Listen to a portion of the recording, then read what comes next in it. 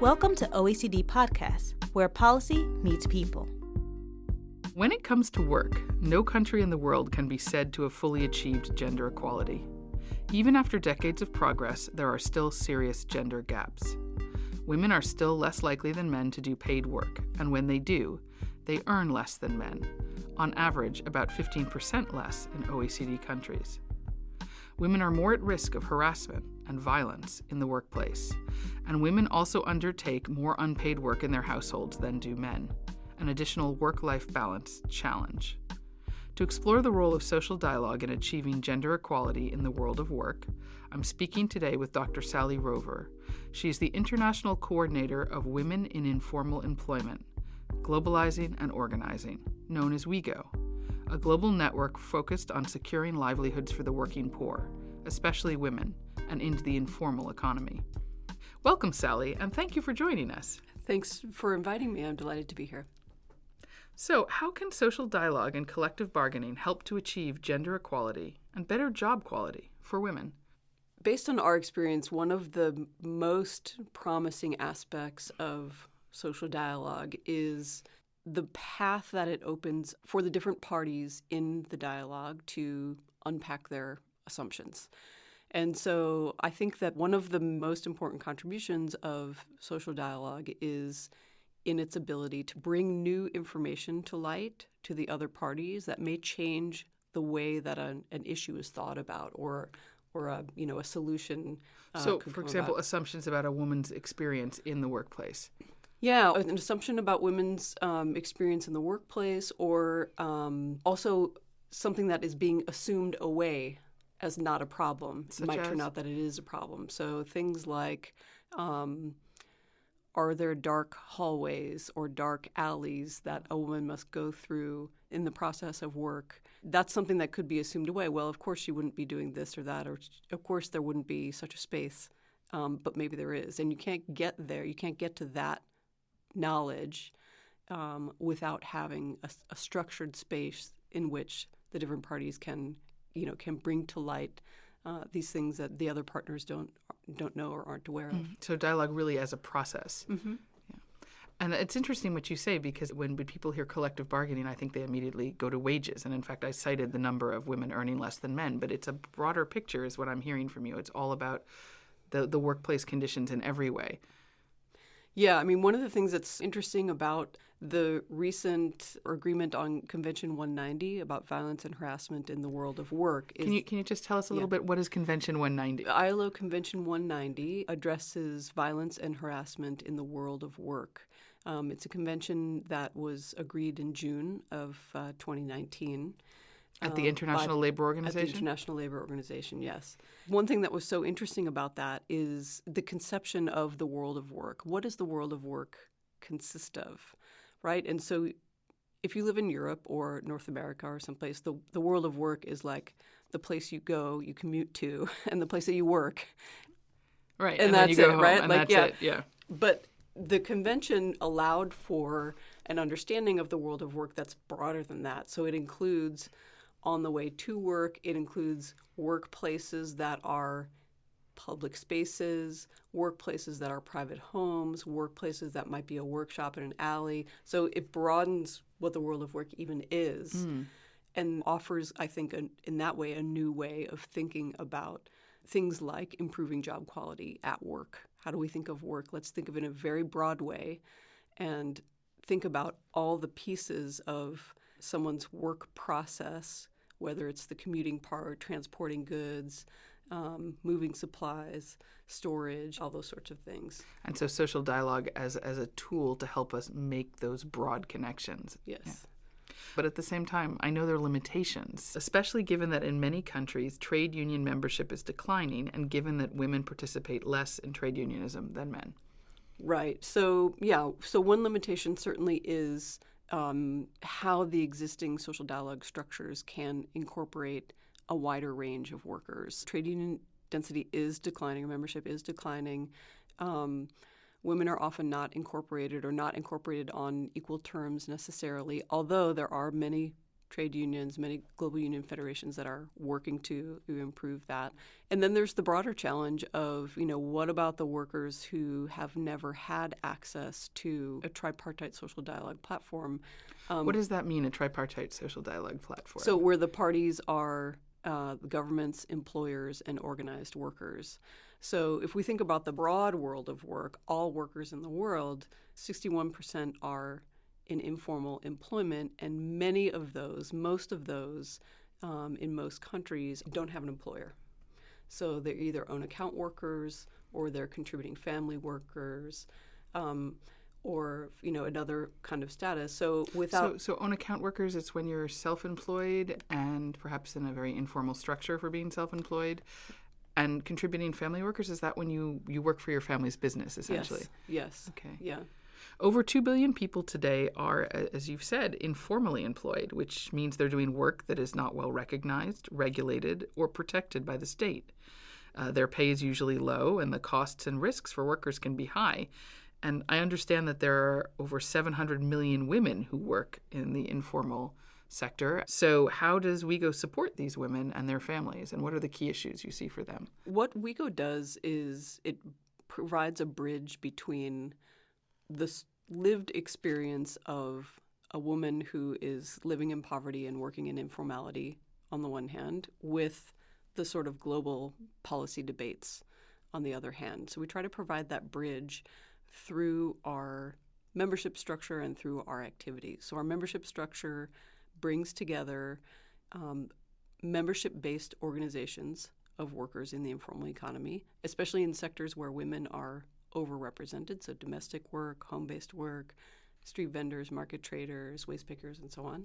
And a membership-based organization is a union, or it's something different? Some of them are unions, but in some cases, the workers in our network aren't allowed to form unions or can't register as unions because many of them are self-employed. So it's possible in some countries, but it's not possible in most countries. So you have to look for alternative structures other than unions. So it could be a national association or it could be cooperatives, et cetera. Tell us a bit more about how you work with these membership-based organizations. Our membership structure brings in those membership-based organizations of workers with individual constituencies, which are researchers and statisticians who have expertise on informal employment, and then policy practitioners who also have this sort of expertise and can see how the policy environment can relate to improving the conditions of informal work. And so, again, what WIEGO does is sort of try to provide that bridge between a woman who's working in the informal economy and her lived experience, her perspective, so putting the perspective of the informal worker at the center with the global policy debates to try to influence the way that the most influential institutions are thinking about employment and making sure that this different perspective that is often left out can come in. So you're creating dialogue. Yes. I've also been struck by WIEGO's approach to leading by listening. You wrote that the most important thing that you've done is to listen carefully to ordinary people, ones who aren't considered experts, ones who are rarely invited to speak in policy discussions.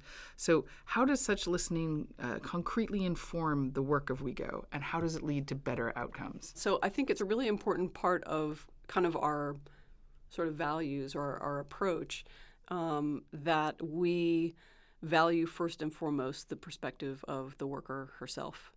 And so we have a little bit of a different approach to knowledge generation. So, for example, in our research projects, we design the methodology in a way that can bring up the voice of the worker as a valid source of knowledge about the conditions of the informal economy and how it has impact. It's so important because oftentimes those of us who, let's say, came from a research community or came from a formal sector experience or are coming from developed economies just aren't going to see what that worker sees and just aren't going to understand the problem in the same way as that worker. So I'll give an example. That would be great. One of the activities that we've done in the past is in partnership with SEWA Academy. So SEWA is the Self-Employed Women's Association of India. It's the largest women-led trade union. It's a trade union of self-employed women. It's the largest one in the world. They have around 2 million members. And so what we do is we design a program that's about 2.5 days long, where we would bring in experts, economists, lawyers, judges, and so on, pair those people with a member of SEWA who's a woman who lives in an informal settlement, who works in informal employment, to accompany that woman over the course of a couple days. So living in her house, sleeping on the floor, let's say, of a one-room house in an informal settlement that has water for 2 hours a day, that maybe has electricity for 2 hours a day, and then accompanies her as she goes through her work routine. So if she's a vegetable vendor, that means getting up at 4 o'clock in the morning, going to the wholesale market, having her husband negotiate the price of the purchase of vegetables, because women are not allowed to do that. So they have to bring their husbands to do the negotiation. That's not something that you and I would think about, right? So it's for that. Then taking the vegetables, trying to figure out how to get them to the piece of sidewalk where she's permitted to sell, and then sitting on the sidewalk on like an upside-down plastic crate for 10 hours to sell vegetables. And no bathroom, no walking around, no eating, no drinking. So sitting in the hot sun or the cold rain or whatever it is. So that's a methodology that kind of brings to light just how valuable the knowledge is that she would have about how informal employment works. And then how do they take that knowledge and use that to build solutions and ensuring that her voice is heard in the solutions? Because I'm sure that every woman has an opinion on how things could be made better for them, as they should. True enough. Yes. Yeah. How do you take that and use that to inform the next steps? So I think if we're talking about that methodology itself, what happens after that exposure would be a dialogue. And there's a personal dialogue where the participants, beginning with the worker, talk about the experience of having a foreign guest, a lawyer or a judge or an economist in her home for a couple days and how she experienced that. And then the participant would share his or her perspective. After the personal dialogue, there would then be a technical dialogue with the relevant, let's say, local government or national government, in which ideas could be shared that, again, would maybe change some assumptions about the way things work. So that's like at the level of that methodology in particular. But then more generally, what's done with the knowledge produced through this sort of our approach to knowledge generation is finding ways in which women workers can represent themselves in global policy forums, policymaking forums. So where policies are made, where ideas are formed, things like that. So, for example, WIEGO would support a delegation of worker leaders to the International Labor Conference just about every year. So domestic workers, waste pickers, street vendors, home-based workers to be part of that process. Again, WIEGO does not represent workers. We try to facilitate spaces where worker leaders can represent themselves through their organizations or represent their organizations in these settings. So it's a way of just enabling women to speak for themselves in settings where they often aren't. Going back to the Convention on Violence and Harassment, one of the worker leaders, her name is Lorraine Sibanda. She's the president of StreetNet International, which is a global network of street vending organizations. She's a street vendor herself, and she was able to be on the floor speaking about how does a woman street trader experience violence? And how can that experience or that knowledge be brought into this very high-level discussion of how violence and harassment in the world of work should be considered? And it's a very effective model. Thank you very much, Sally. It's really been a pleasure talking with you and getting this broader view of what is social dialogue and what it can accomplish. Thank you again for your time. My pleasure. I'm Kate Lancaster. Thank you for listening to OECD Podcasts. You'll find much more about the issues we've been discussing today at oecd.org and wiego.org. To listen to other OECD podcasts, find us on iTunes, Spotify, Google Podcasts, and SoundCloud.com/OECD.